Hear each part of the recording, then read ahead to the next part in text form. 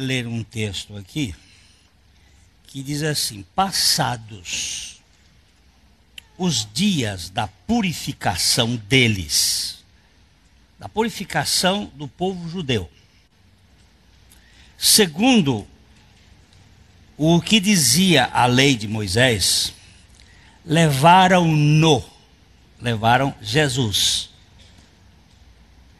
para apresentarem ao Senhor. Contrassenso. O Senhor sendo apresentado ao Senhor. Não é um contrassenso? Mas é. Jesus foi apresentado quando ele nasceu.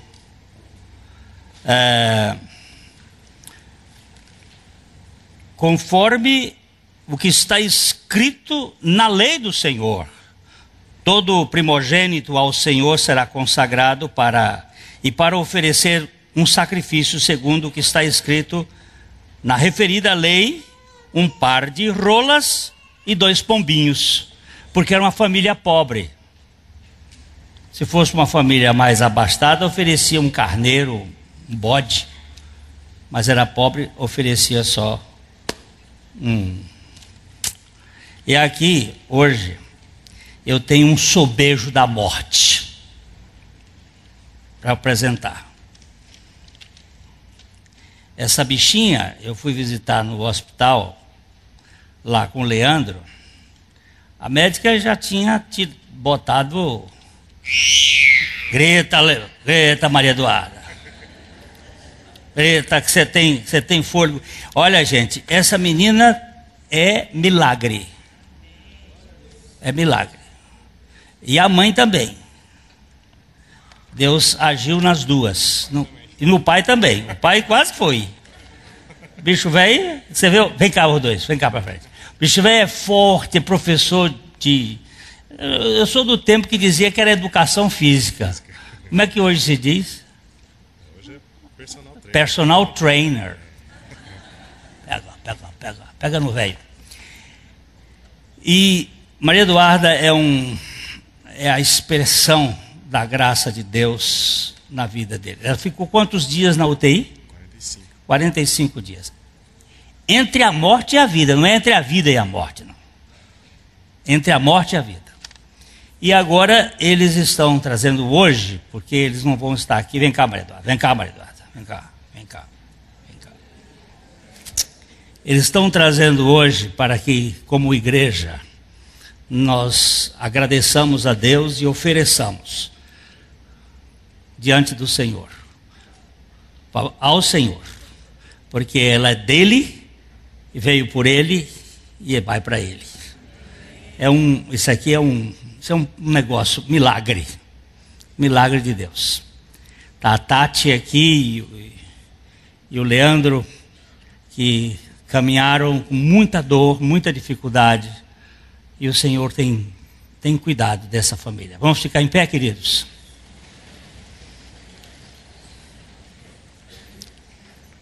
Paizinho querido, nós somos muito gratos a Ti, pelo Teu grande amor revelado a nós em Cristo. Nós não sabemos explicar nada,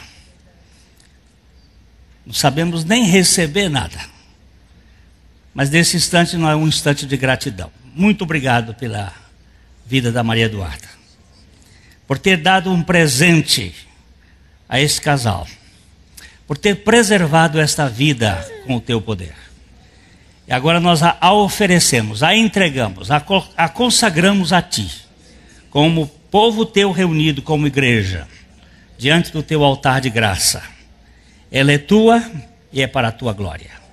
E agora pedimos que Tu dês a Tati e ao Leandro a sabedoria vinda do Senhor, para educá-la no amor do Senhor. Nós Te pedimos no nome de Jesus. Amém. Amém. Você é dele. Você é dele.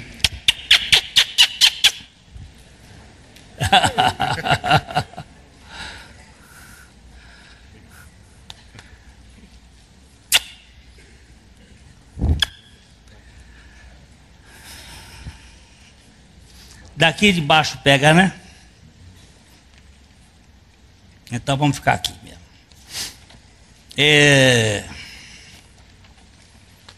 Como é que vocês estão?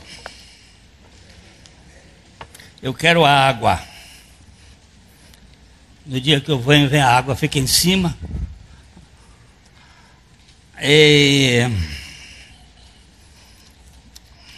Me perguntaram ainda como é que foram as férias. Eu digo, foi muito boa. Só foi pena que já acabou.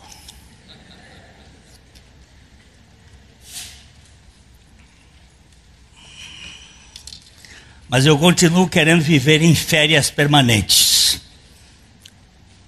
As férias da graça e da aceitação da graça. Hoje nós vamos tratar um pouquinho sobre esse assunto, a dor adormecida.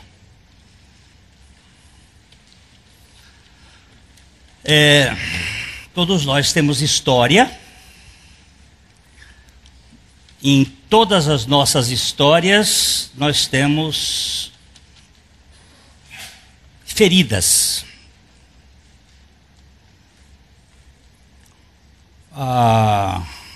Cada um de nós aqui tem um background. O que significa isso? Um pano de fundo.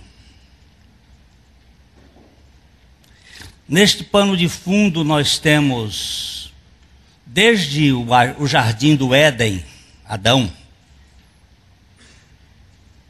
com sua influência em nós temos a nossa genética, os nossos ancestrais. Meu avô Luiz era alambiqueiro. Você sabe o que significa isso? Mas além de ele fazer cachaça, ele bebia cachaça. E certamente os seus descendentes vão trazer certas propensões genéticas. Além do genético, nós temos também o lado chamado congênito. Segundo o que eu posso entender, muito pouquinho do que a Bíblia diz, o genético da maldição é só até terceira e quarta gerações. Porque a Bíblia é que determina a minha maneira de pensar.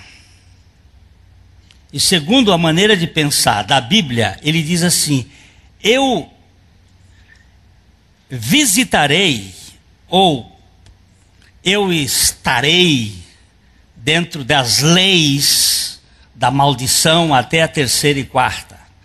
Os meus princípios quebrados vão chegar até a terceira e quarta geração daqueles que me aborrecem. Mas a minha bênção passa para 1000 gerações. Ele é exagerado. Além dessa questão genética, existe a questão congênita. O que significa questão congênita? Na gestação, no momento em que nós estamos gerados, nós vamos aprender tudo aquilo que a nossa mãe vivenciou bioquimicamente.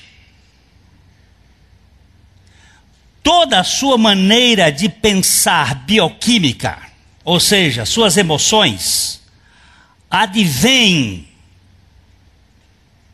em suma, da sua relação intrauterina com a sua mãe, umbilical.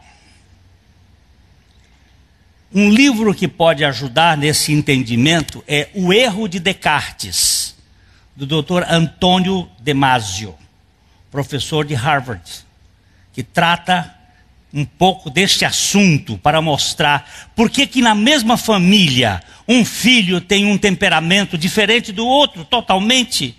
Além do aspecto genético, tem o aspecto congênito. Aquela gravidez da mãe foi um pouco mais intensa do que a outra, e faz com que a criança receba certas influências bioquímicas que vão influenciar o comportamento. E a terceira, ou o quarto leito, primeiro é Adão, segundo é o genético, terceiro é o congênito, o quarto leito é o ambiental. Desde o momento em que a criança nasce, como aparentemente uma folha em branco, que ela não é uma folha em branco, como diziam os racionalistas, ela não é uma tábula rasa, ela já traz marcas. Mas desde o momento em que ela nasceu, e que ela começa a pegar na teta da mãe, começam os processos de informação, que segundo alguns vão até 3 anos, segundo outros vão até 7 anos, e a minha preferência, por causa do problema bíblico de Ismael,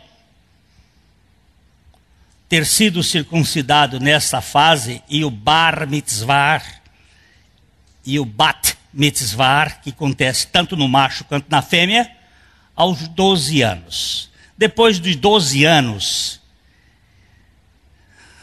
não se muda mais a personalidade de ninguém. Está formada a personalidade. O que vai mudar daí para frente é conhecimento, é acúmulo de informação. Aí a mudança só poderá acontecer pelo milagre da graça de Jesus Cristo. Caso contrário, never. E muita gente que crê no Senhor Jesus ainda continua com seus problemas psicossomáticos e precisa de um tratamento. E a igreja, que deveria ser e deve ser a casa de Betesda, a casa da misericórdia, onde o falido e fracassado pudesse se desnudar, tem sido um tribunal de justiça para acusar, para julgar. Por isso não tem havido cura. A cura é muito pequena. Mas quando você pode encontrar um lugar onde você tira a roupa da hipocrisia, você pode ser curado. Adão, quando pecou, estava pelado. E Jesus, quando morreu na cruz, estava pelado. Nós falamos isso no último dia do ano de 2011, naquela reunião, e vamos tratar daqui para frente também sobre essa questão, sobre o desnudamento de nossa identidade falsa. Aquilo que Brennan Manning chama de o impostor que vive em mim. Aquele falso sujeito que você pensa que ele é o que ele não é. E nós damos corda para ele. Mas hoje queremos tratar um pouquinho sobre a dor adormecida. Vamos ler juntos Marcos 11, 25. E quando estiverdes orando, se tendes alguma coisa contra alguém, perdoai, para que o vosso Pai Celestial vos perdoe as vossas ofensas. Eu reconheço, meu Pai, que eu não tenho condições de falar da tua palavra, mas eu rogo que o teu Espírito fale, em nome de Jesus. Já vimos, em outra ocasião, que ninguém no jogo desta vida vive sem cotoveladas. Nesses estudos sobre a anistia, sobre perdão, libertação, já constatamos também que é impossível um convívio normal, isento de feridas e contusões. Todos nós, em algum momento de nossa existência, acabamos trombando com alguém, ou recebendo alguma trombada que machuca e deixa sequelas graves. Concorda ou não? Vocês admitem que isso é verdade?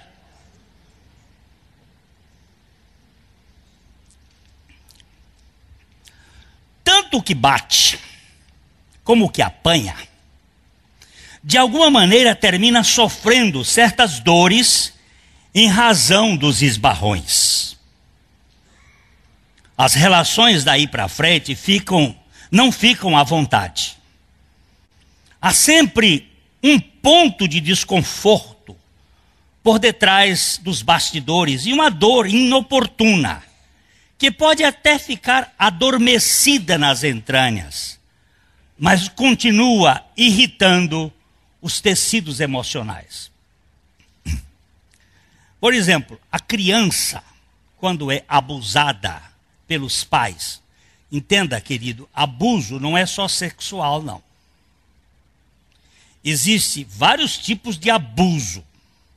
Existe abuso de poder, de autoridade.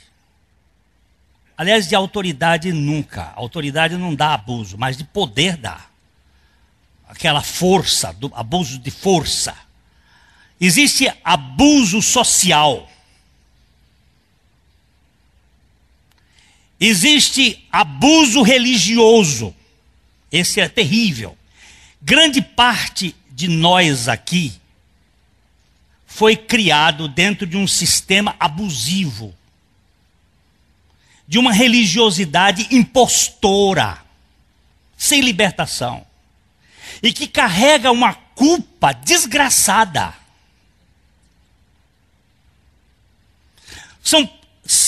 Essa maioria aqui que tem uma história antes dos anos 80, traz grades invisíveis de legalismo e moralismo em lugar da graça de Deus.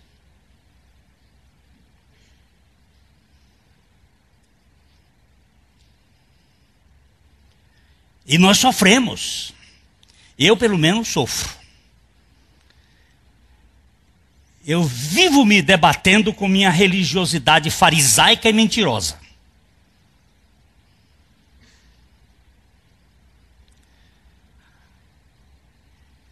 Os tecidos emocionais estão doídos.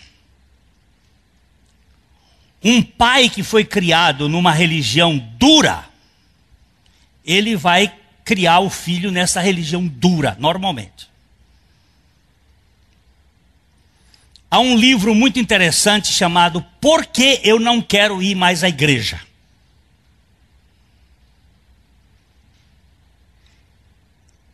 Ele é um autor de um outro livro que diz Deus me ama. E ele se baseia num outro livro que diz assim: Deus me ama do jeito que eu sou, porque eu nunca serei do jeito que eu devo ser.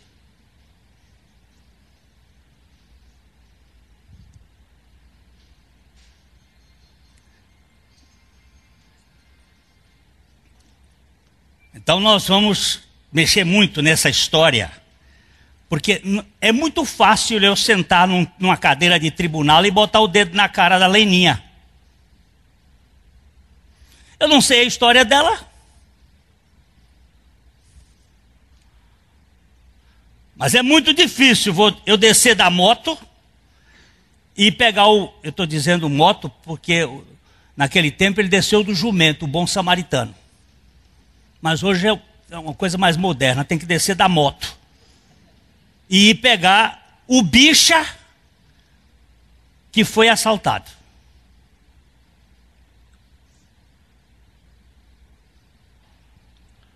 Ele era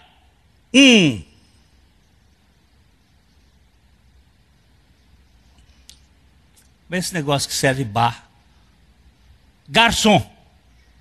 Que saiu de madrugada, depois de ter trabalhado a noite toda, de sábado para domingo, e caiu na mão dos salteadores e foi. Isso é a versão do Rubem Alves, do Bom Samaritano. E ele caiu na mão dos salteadores, está todo quebrado lá. É um velho, bicha velho. Olha, bicha de fim de carreira, ninguém dá nada por ele. É isso que Rubem Alves está traduzindo. E então passa o padre que vai para a missa cedo. E passa o pastor que vai para o culto cedo. E aí passa um roqueiro montado na moto. Que depois de ter feito todo o trabalho de tocar na boate, encontra a bicha velha deitada no chão, toda machucada, e bota na moto dele, desce da moto, bota na moto, leva para o hospital e cuida dele. Essa é a versão atualizada do Rubem Alves.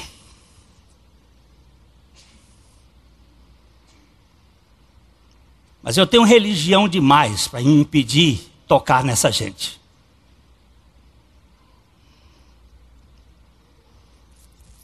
A história da humanidade, queridos, é uma crônica escrita com as dores agudas da alma, que evoluem lentamente até se tornarem em dores crônicas e difíceis de serem curadas. As pessoas que foram contundidas e não receberam o tratamento gracioso da cruz de Cristo, costumam ficar amarguradas no íntimo, embora a maioria se apresente muito bem na fotografia. Ademir, como é que vai você, Ademir? Bem. E ele diz assim, eu estou bem, graças a Deus. Mas nem sempre ele pode dizer assim, ó, eu não estou bem. Eu estou sofrendo. Eu tenho uma dor oculta, porque ele não...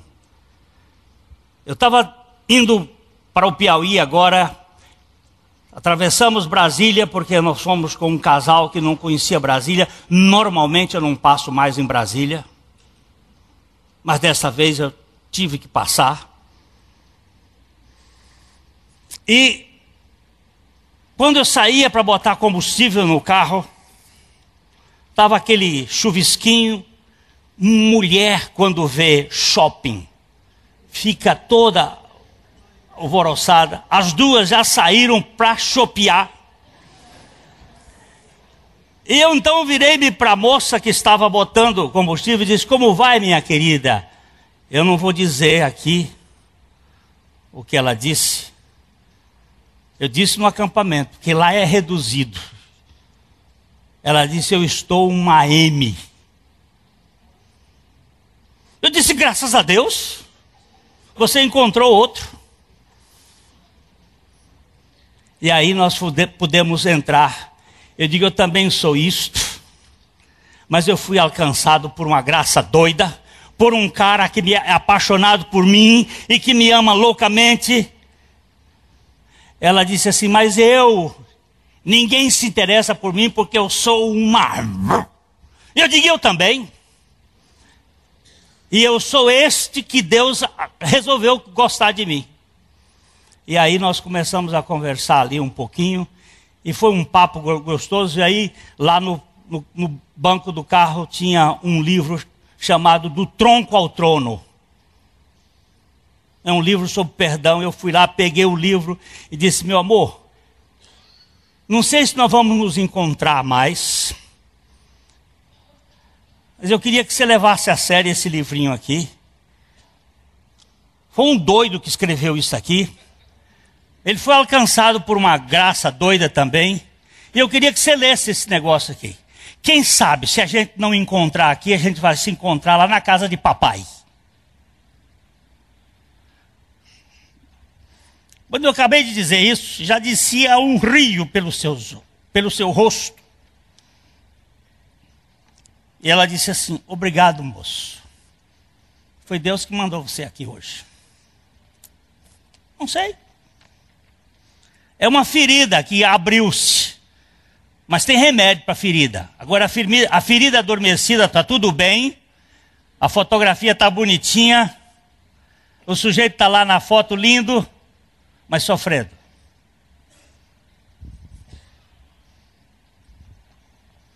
Parece que neste contexto, desse texto de Marcos, Jesus está mexendo exatamente nessas feridas crônicas, que aparentemente camufladas com a arte do faz de conta.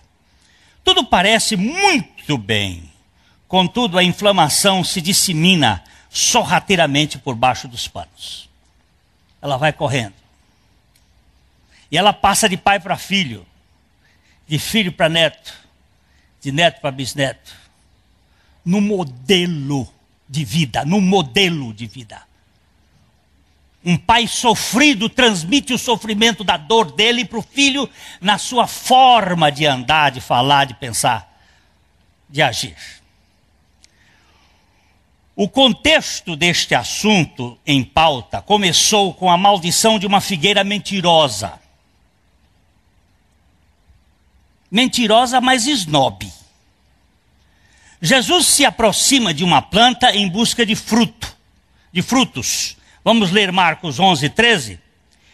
E vendo de longe uma figueira com folhas, foi ver se nela, porventura, acharia alguma coisa.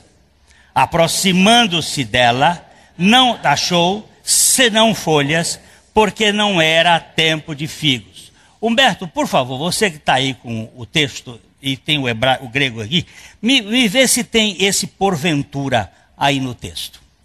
Eu não consultei isso agora e eu não estou lembrado. Depois você fala. Diante desta improdutividade da figueira, Jesus nos surpreende amaldiçoando-a. Este episódio é, no mínimo, muito curioso.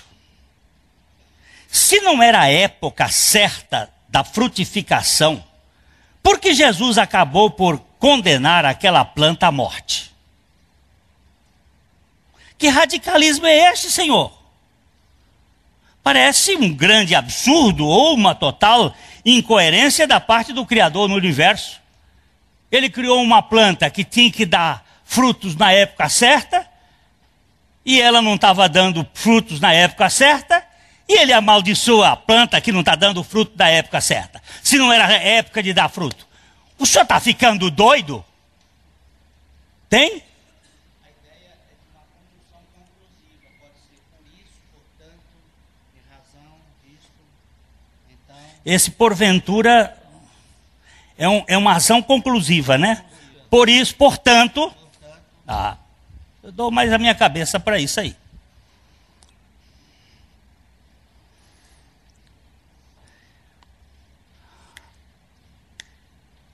O senhor está ficando maluco? O senhor está amaldiçoando uma figueira que não deu fruto, porque não era tempo de dar fruto? Não há, na verdade, nenhum exagero por aqui. Jesus não foi cruel com a planta. A árvore apenas estava fingindo. No Oriente Médio, a figueira, quando tem folhas, necessariamente tem frutos. E aquela planta tinha folhagem e não tinha frutos. É porque havia alguma anomalia entre os seus galhos. Neste caso, a figueira era apenas uma grande farsa no pomar. Ela estava realmente demonstrando algo falso com a sua aparência. Eu, quando estive agora lá na Turquia,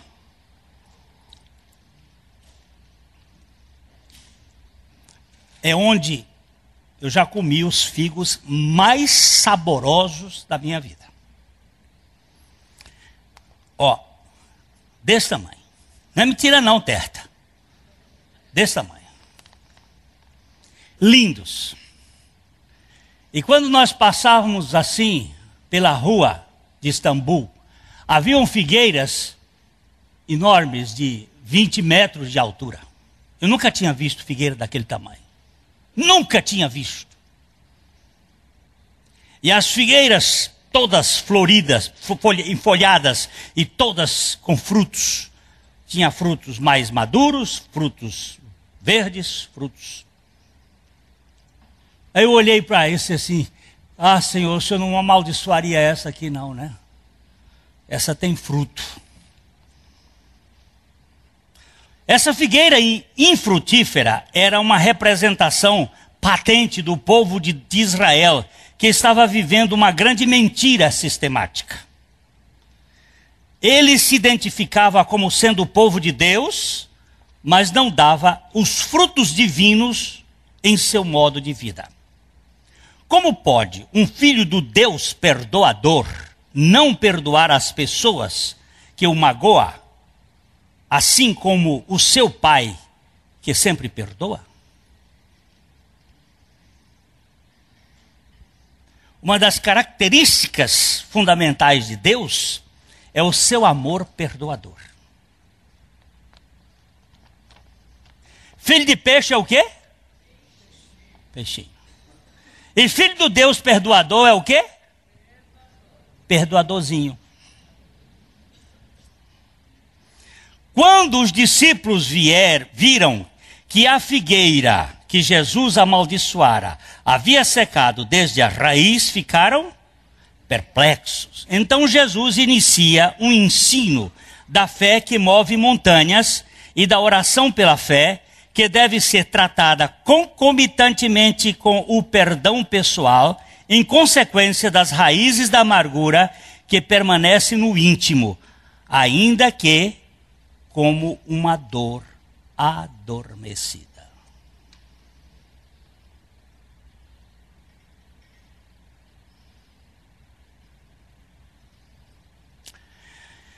Jesus foi enfático, vamos repetir, quando estiverdes orando, se tendes alguma coisa contra alguém, perdoais. Não é se tiverdes. É uma vez que tendes. Já que tendes.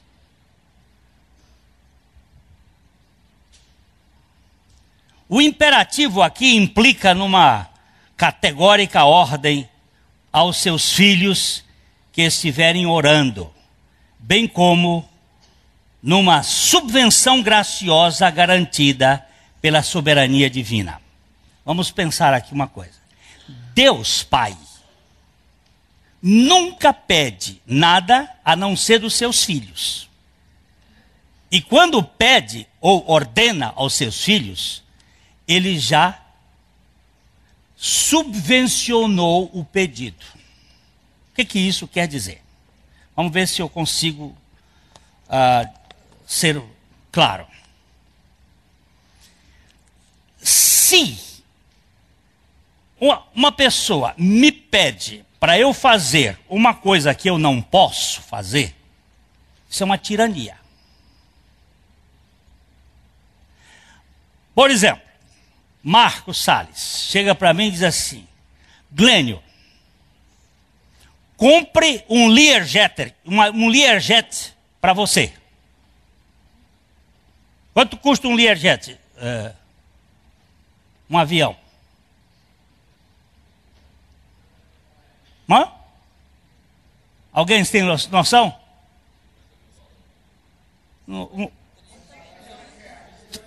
30 milhões de dólares. Hein? O mais barato, 5 milhões de dólares. Tá bom. Se ele me der uma ordem dessa,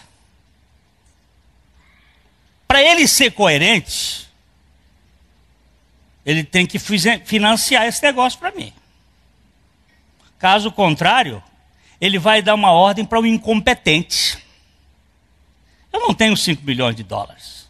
Como é que eu vou comprar um Learjet por 5 milhões de dólares se eu não tenho esse dinheiro, menino? Mas se ele der essa ordem, se ele tiver competência para dar essa ordem, é porque ele tem dinheiro para dizer assim, ó, eu digo, como é que eu vou fazer, Marcos? Ele diz, pode ir que eu te dou o dinheiro. Pronto. Você acha que Deus ia mandar alguém perdoar se ele não estivesse subvencionando esse perdão?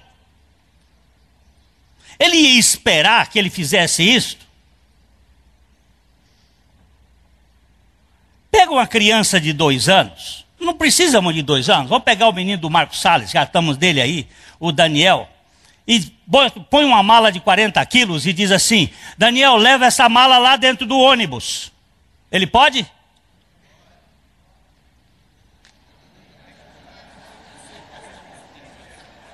O que foi que disse aí? Ah, se tiver rodinha na mala, ele empurra. Ah, bom. Ah, sim.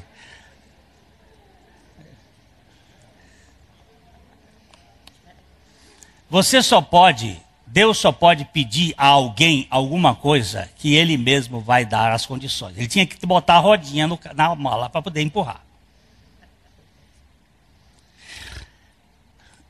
Deus Pai não daria esta ordem aos seus filhos sem antes prover generosamente todas as condições necessárias para o perdão. Uma vez feitos filhos de Deus pela graça, também fomos habilitados pela vida de Cristo para perdoar aos nossos ofensores, como o Pai nos tem perdoado. Tá certo, bichinho? A questão agora fica assim definida. Quem é filho de Deus já foi perdoado por Deus e se tornou, mediante o novo nascimento, num perdoador por natureza. Como filhos de Abba, todos estamos habilitados a perdoar, assim como Ele nos tem perdoado. Por isso o imperativo, vamos lá? Perdoai, para que vosso Pai Celestial vos perdoe as vossas ofensas. Esse assunto não é para incrédulos.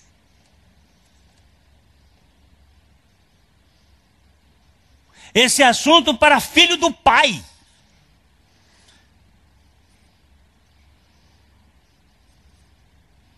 Deus não está exigindo nada de filho do diabo. Aliás, eu vou falar isso aqui. Esta ordem é somente para os filhos do Pai Celestial. Os pais só devem requerer obediência de seus filhos. Deus não ordenaria aos filhos do maligno que perdoassem. Esse mandamento é apenas para os filhos legítimos que estão capacitados a perdoar com o perdão que Ele mesmo lhes tem dado gratuitamente. Porém, perdoar não significa convivência forçosa com o ofensor. Eu pus entre parênteses aqui, porque muitas pessoas confundem perdão com convivência. Perdão é a vara de soltura. Às vezes você não precisa conviver com o monstro que está lá. Mas às vezes Deus vai fazer isto. Ontem nós contamos uma história que eu já contei aqui num outro estudo, de uma mulher cujo filho, eu não gosto do cujo, mas vai, cujo filho foi morto por um cara acorrentadas. Ele bateu no filho dela com correntes até matá-lo. Foi condenado à prisão, ficou alguns anos na cadeia, e durante todos os anos em que ele esteve na cadeia, aquela mãe visitou o assassino do seu filho, ajudando-o, manifestando seu amor para com ele, fazendo cuidados especiais. E no dia que o moço recebeu a sua soltura por bons comportamentos, atenuante de...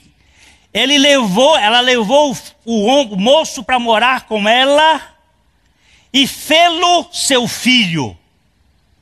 E se você acha que isso era competência dela, ouça o que ela respondeu ao cara da televisão que lhe perguntou: como a senhora conseguiu isto? Ela disse: eu não consegui. Na minha fraqueza total, eu dependi do poder de Deus e Ele fez isto. Não venha com essa que nós temos essa capacidade que não temos. Mas eu continuo acreditando que Deus é poderoso na fraqueza. Ora, se sou filho de Deus e vivo neste mundo de trombadas, estou sujeito às contusões diárias, mas também estou equipado pela vida de Cristo, que habita em meu ser, a perdoar aos meus agressores, assim como ele me perdoou. Embora o perdão não me coaja a coexistir com eles. Volto a repetir isto. Perdão é um estado de intimidade. Mas se o Senhor quiser, nós vamos ter que viver.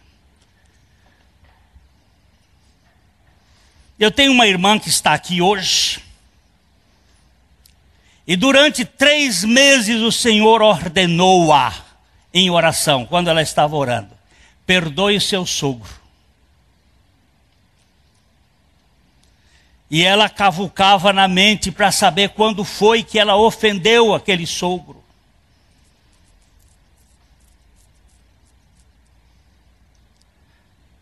Até que um dia, depois de 3 meses, ela disse que era toda vez que ela estava orando, chegava esta ordem.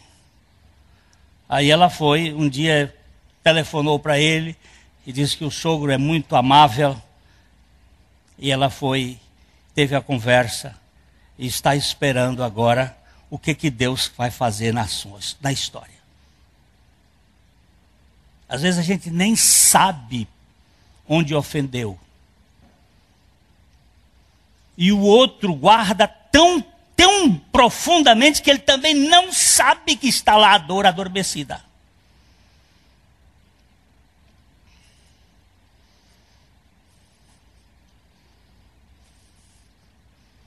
Está escondida. É que aqui eu não tenho um quadro para mostrar o seguinte: o consciente nosso, o que você lembra. Deixa eu só dar um pequeno exemplo. Eu ponho você dentro de uma sala e ponho 1000 objetos diferentes e mando que você veja aqueles objetos durante 20 minutos. Vai lá, você vai olhar tudo que está aqui. Você olha. Depois eu tiro você daquela sala e digo assim: vem cá, o que foi que você viu lá? Uma mente capaz de lembrar, uma mente treinada, vai aí para uns 400, 450 objetos. Se eu passar um tempo maior, umas 6 horas depois, aquilo cai para metade. Mas se eu puser aquele cara dentro de uma hipnose, ele conta os 1000 objetos. Tudo que você vê fica registrado no seu cérebro. Ele é um computador. Só que o negócio da lembrança é um raiozinho dessa grossurinha assim, que é o chamado consciente. Depois você tem um subconsciente que é bem 3, 4 vezes maior. Depois você tem um sacão que vai até o infinito, chamado inconsciente. Mas está tudo guardadinho lá. Está tudo guardadinho. O que você escutou, o que você viu.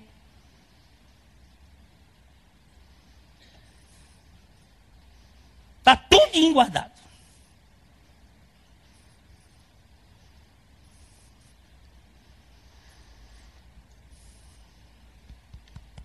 Muitos discípulos de Cristo ainda vivem sob a custódia de alguns sentimentos dolorosos do seu passado.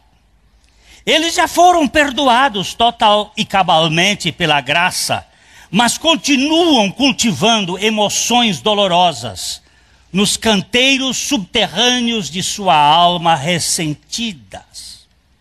Suas almas ressentidas. Creio até que sejam salvos, mas ainda vivem melindrosos e malacafentos, cultuando seus melindres e bochechando a raiz de amargura como se fosse um xarope para curar a sua dor de cotovelo. A minha esposa, que traduz, que corrige os meus textos, ela diz que confusão é essa aqui? Eu digo, deixa a confusão aqui, porque é o seguinte. Você está com dor de cotovelo e toma xarope de raiz de amargura. A dor é aqui. E você está tomando e fica comentando. Você quer ver como é que você escuta isso? Nas conversas da murmuração. Está mascando a raiz de amargura e fazendo dele um xarope na boca.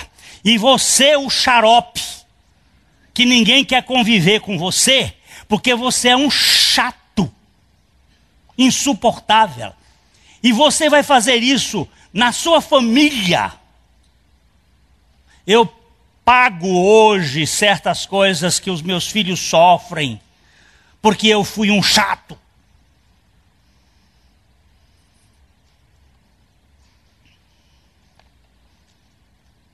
Não pense que essa lei não tem, não. Bumerangue vai, mas volta.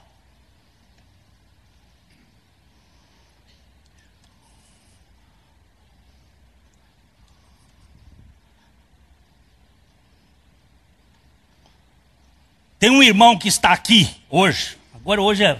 Vamos ficar assim. Que estava fazendo uma viagem recente, ele vai levar a pancada e depois ele vem me procurar aqui. E vinha viajando o outro com ele e virou para ele e disse assim: cara, você vai ficar um velho chato e ninguém vai conviver com você. Porque ninguém gosta de conviver com um velho chato. Isso é por que muitas famílias botam o pai, a mãe, o avô, o não sei o quê, num asilo. Porque não aguenta viver com aquele chato. Por que ele não consegue? Porque o chato vem chateando a vida deles há anos e anos e anos e anos. Então vamos botar esse velho lá num asilo.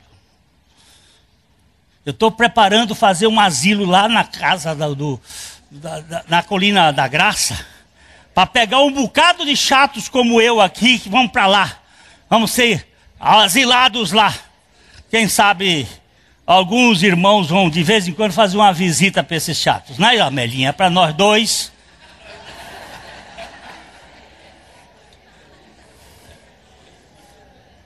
Se Deus quiser, vai ter um asilo lá para velho. Porque ninguém gosta de velho, não. E muito menos de velho chato. O perdão é a única alternativa para a saúde emocional dos salvos. Não existe outra opção para os filhos de Deus senão perdoar. Foi numa encruzilhada dessas que os discípulos de Jesus quiseram saber até quantas vezes seria admissível perdoar alguém. A cultura rabínica sugeria que até 7 vezes, até 3 vezes seria aceitável. Além disso, era falta de vergonha, ou o sangue seria de barata. Pedro, em seus exageros clássicos, oferece uma cifra elevada de 7 vezes. Porém, Jesus nos espanta com um número estratosférico retirado dos anais da história. O Senhor Jesus nos assegura que devemos perdoar 70 vezes 7, igual a 490 vezes. Esse produto foi retirado da proposta de um humanista inveterado de nome Lameque, descendente de Caim, depois de haver ferido e matado pessoas por agressões insignificantes. Isso está registrado em Gênesis capítulo 4, 23 e 24. O número 7 apresentado por Pedro era a cobertura do perdão oferecido por Deus a Caim quando matou seu irmão Abel. Mas Lameque não aceitou essa proteção e requereu um alvará de soltura bem mais abrangente. Ele queria que o seu pecado fosse perdoado por 490 gerações. Este número é, pois, a resposta de Jesus ao requerimento de Lameque. Um dia, se Deus quiser, se Deus for servido, nós vamos trabalhar isso nas gerações até onde vai isto. Viu? Nós estamos escrevendo um livro que é além, muito além do jardim, contando as histórias da amargura de Esaú, que já começou em Abraão, passou para Isaque, passou para Esaú, passou para o neto Amaleque, o neto de Esaú, e que está funcionando hoje, no dia 5 de fevereiro de 2012, no Fatah, no grupo de Jacó contra Esaú. Há um pastor que foi convertido a Cristo, um homem que foi convertido, hoje é pastor, que vem lá como é que é aquele Bozá, como é a cabeça? Aquele grupo radical lá da Palestina, Hezbollah, e está hoje nos Estados Unidos protegido. Ele está protegido, ninguém sabe nem onde ele vive, e ele está contando o que acontece com os descendentes de Esaú contra Jacó. Não pense que essa questão da primavera árabe, isto é coisinha de agora, não. Isso é coisa que vem lá de 2000 antes de Cristo e que vem perdurando por 4.000 anos.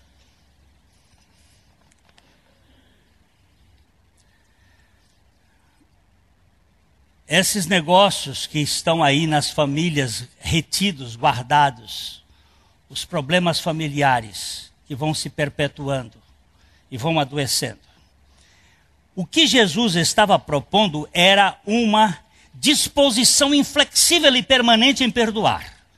A questão aqui não é de álgebra ou aritmética. Jesus não estava dando aula de matemática, mas de saúde psíquica e de libertação espiritual. Se você e eu não perdoarmos aos nossos ofensores realmente, nós nos tornaremos prisioneiros perpétuos de um ódio camuflado.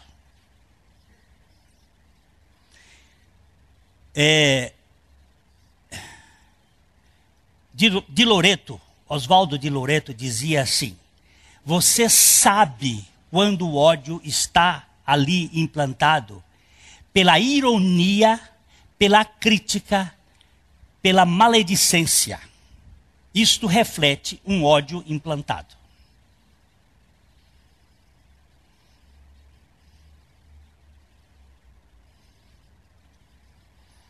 O que Jesus estava... bem, a prisão de segurança máxima, impossível de se empreender uma fuga, é aquela construída com as grades invisíveis do ódio.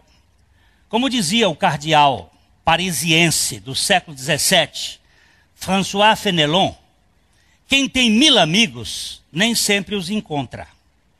Quem tem um inimigo, encontra-o por toda parte. Este inimigo, com certeza, vive escondido debaixo de nossos próprios trajes. Quando você apanha, dói. Quando dói, machuca, faz hematoma e demora a curar. Quando um marido bate numa mulher, agride uma mulher, é uma covardia terrível.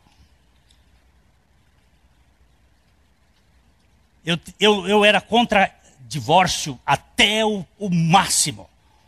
Hoje eu tenho feito algumas mudanças, porque eu descobri que a questão do adultério não é só na cama.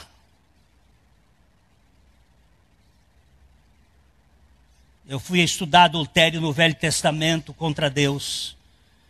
E os adultérios relacionais. E as ofensas físicas. Mas até eu fiquei contente outro dia quando eu vi uma mulher que deu uma surra no marido. porque ela era mais fraca, e deu um de queixo no dele que ele desmaiou. E eu peguei para ela e disse: minha filha, eu vou lhe dizer uma coisa, eu não vou lhe parabenizar, mas fiquei até contente com essa queda desse cara. Essa agressão, mas agressões são uma personalidade. É dolorido.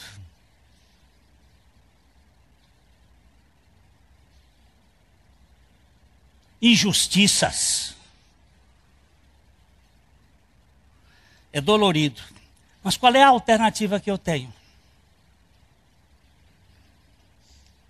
para viver são? Qual é a alternativa que eu tenho? Me pergunto, hein, doutor Alexandre, qual é a alternativa que eu tenho, meu filho? Tem outra? Se eu quiser viver saudável, se eu quiser viver contente,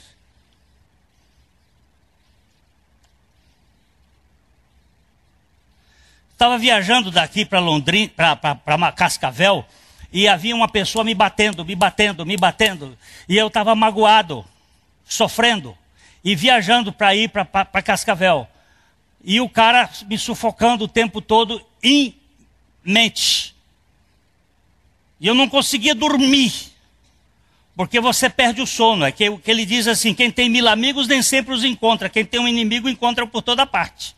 Para onde você vai, ele vai junto. E lá eu ia dirigindo no ônibus, tentando dormir, e o cara...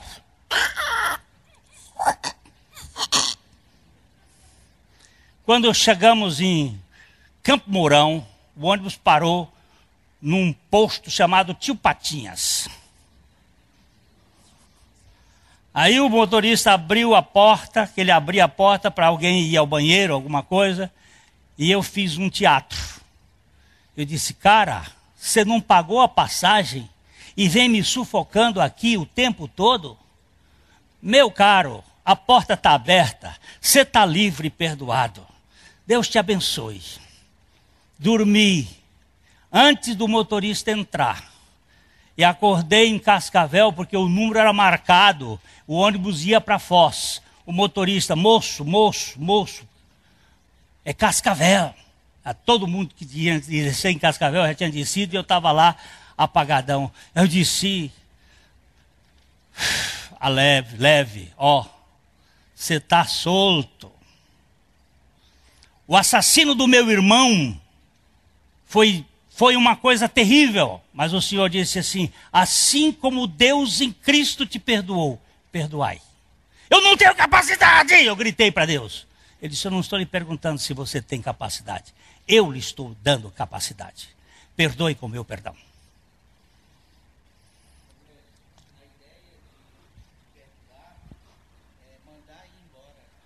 Ó, ele está pegando aqui no texto grego que a ideia de perdoar é mandar embora.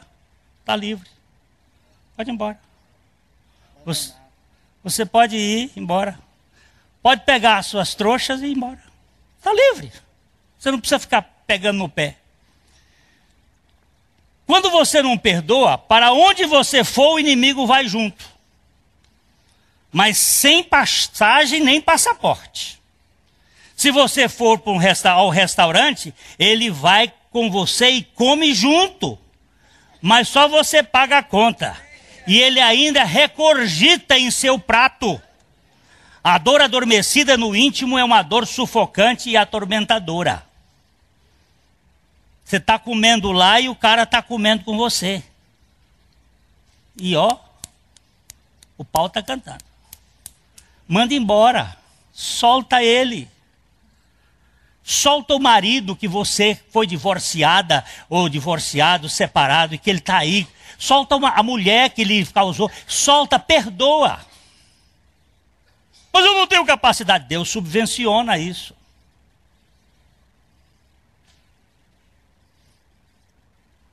Solta.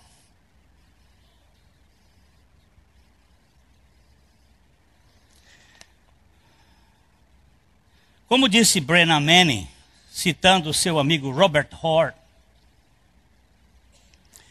quem não aprende a transformar a dor acaba passando adiante. Ou seja, a dor e a vergonha que não são tratados acabam sendo repassados para a geração seguinte.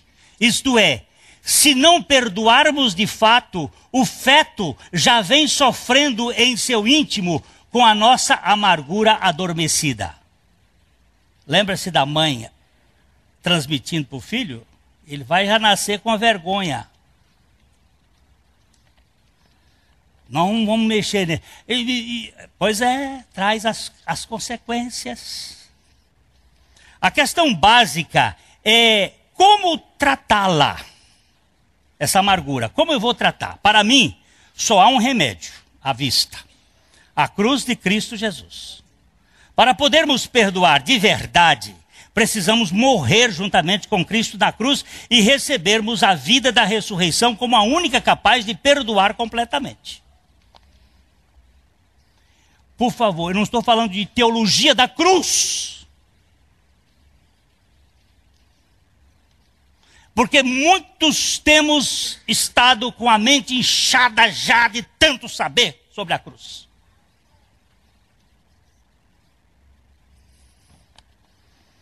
Vamos voltar aqui o texto de Marcos 11, 25. E quando estiverdes orando, se tendes alguma coisa contra alguém, perdoai, para que vosso Pai Celestial vos perdoe as vossas ofensas. Esta é uma ordem de pai para filho. Como já disse anteriormente, Abba não requer a obediência dos filhos do diabo. Deus nunca vai pedir nada de um filho do capeta.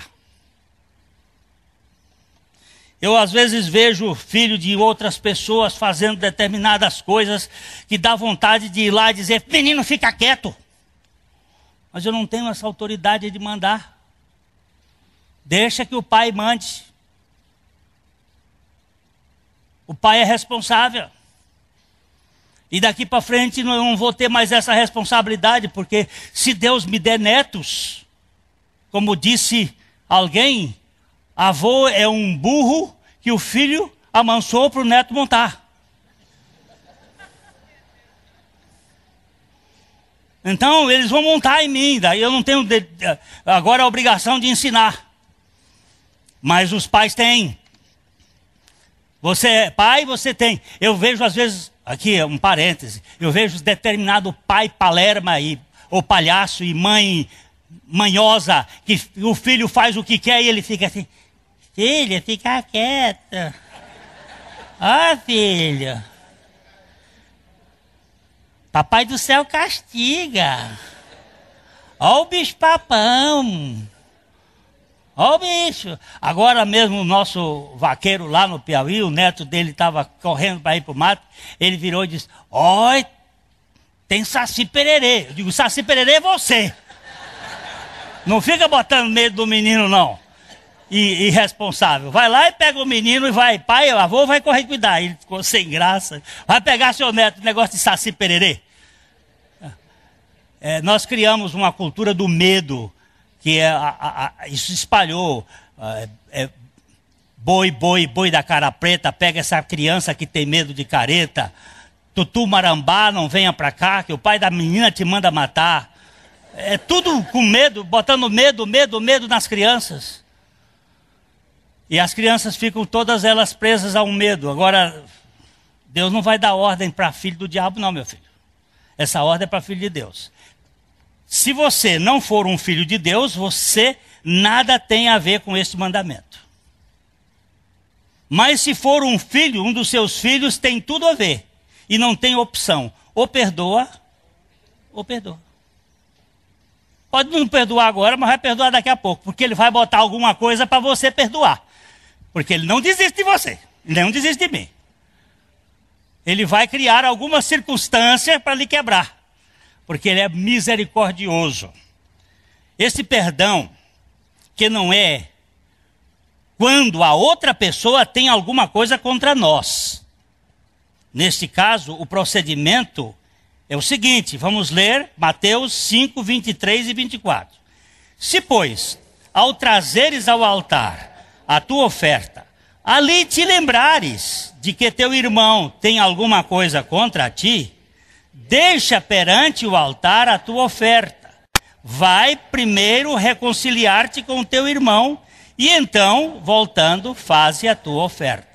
Você vê que são duas posições diferentes. Uma é na oração, o outro é na adoração, da oferta. Na oração, quando estiver orando, você perceber que você tem alguma coisa contra ele. Perdoe. Agora, esta aqui é quando você estiver adorando, você perceber que o seu irmão tem alguma coisa contra você. Não é você contra ele. Alexandre, por que você ficou magoado? Aí ele diz assim, quando o seu irmão estiver embirrado com você, por alguma coisa que você tenha feito, talvez até nem tenha feito, a alternativa é buscar a reconciliação com ele. Se, contudo, ele não quiser se reconciliar com você, então entregue-o ao Senhor e espere o tempo da graça em sua própria vida. Porém, se é você que está magoado com a pessoa que o ofendeu, a ordem do Pai é perdoar. Recentemente, há alguns anos atrás, eu vou botar isso público, há alguns anos atrás, uma mulher disse que teve um caso com o pastor Antônio Abuchaim.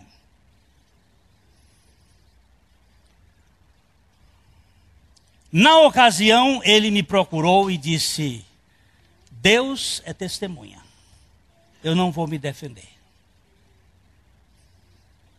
Pastor Abuchaim morreu em 92. Este ano passado, essa mulher procurou a família em desespero, dizendo tudo era mentira. Eu inventei tudo aquilo porque ele não me quis. Mas eu estou em desespero. Eu estou em desespero. E a família a perdoou.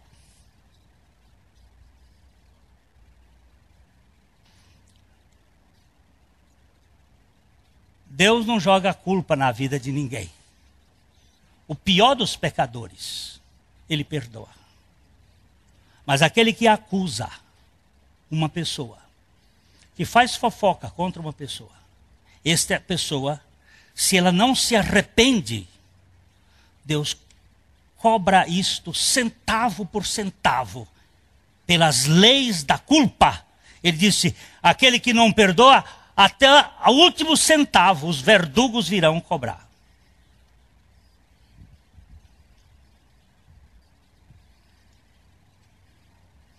Eu tenho dito, eu não tenho medo de pecado mais, irmão. Sabe por quê? Porque o perdão de Jesus é maior do que o pecado. Eu tenho mais medo daquele que camufla, que quer ser o que não é.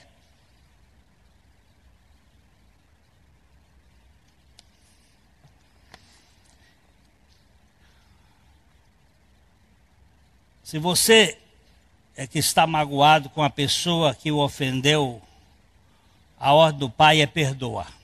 Neste caso, o perdão envolve a cifra de 490 vezes ao dia pela mesma falta. Se você e eu não perdoarmos de verdade, por mais grave que seja a ofensa, fica claro que não somos filhos de Deus. Além disso, vamos apodrecendo vagarosamente em nossas entranhas emocionais.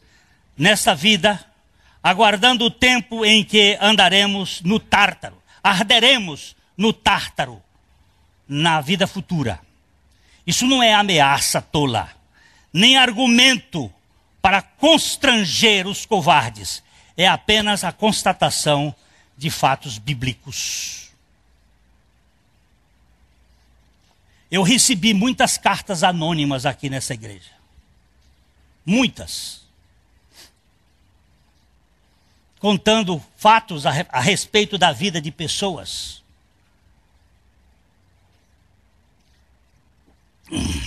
Um dia eu me perturbei. E o Zeli me disse assim: rasgue estas cartas. E deixa Deus trabalhar com esta ou com essas pessoas.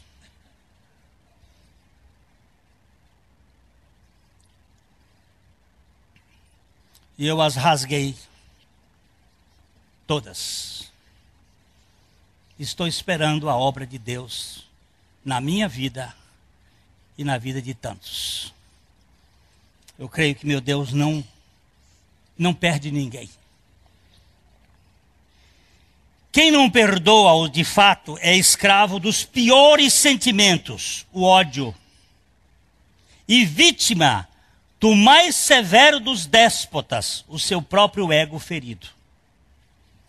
Enquanto o perdoador vive de férias no palácio do amor incondicional, o amargurado vegeta na masmorra da murmuração, sorvendo o fel do seu próprio ressentimento e envenenando quem se aproximar do seu quintal de espinhos.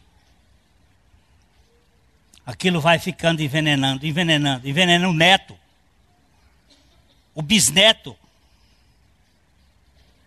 Já envenenou o filho, e aí vai ficando mexendo. Filhos queridos de Abba, observe, o filho querido de Abba, filha, filho, filhos queridos de Abba, observem. Vamos ler juntos? E quando estiverdes orando, se tendes alguma coisa contra alguém, perdoai, para que vosso Pai Celestial vos perdoe as vossas ofensas.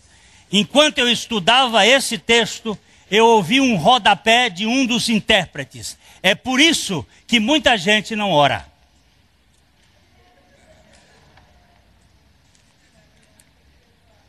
Porque se ele estiver orando, o Pai vai trazer à mente esse assunto.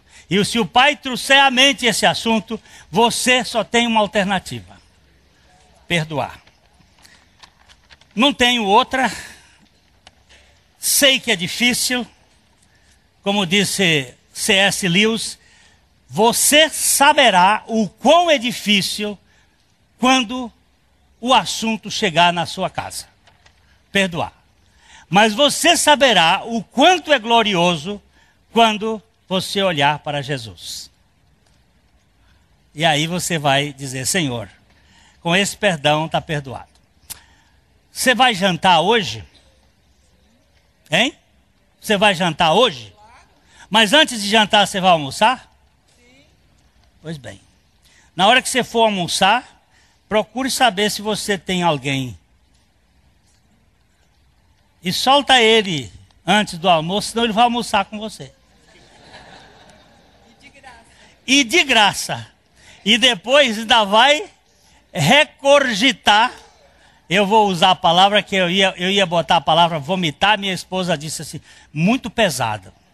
Eu tenho que obedecer a mulher nessas questões éticas, estéticas e etiquetas. Porque senão, grosso, velho, feito de facão, é... Mas regurgitar é mais bonito. Porque até o passarinho regurgita sobre o seu filho. Mas ele vai jogar em cima do seu prato. Então, coma comida limpa hoje. E solte ele. É a sogra, é o não sei quem, é o patrão. Faça uma soltura hoje. Veja, experimente fazer isso diante do Senhor. Não venha com engano se não tem. Pode ser o pastor. Eu tenho dito, eu conheço quando uma família tem um problema sério comigo com os filhos. Filho daquela família tem horror do pastor. Então, um pastor foi visitar uma família que não gostava dele, e ele sentou assim num sofá, e o menino chegou, rodeou o pastor, olhou, foi assim, foi lá, voltou aqui, olhou para o outro lado. Aí ele disse assim: ô meu filho, o que você está olhando tanto para mim? O senhor não é um monstro, não. Aí ele disse: por quê, meu filho?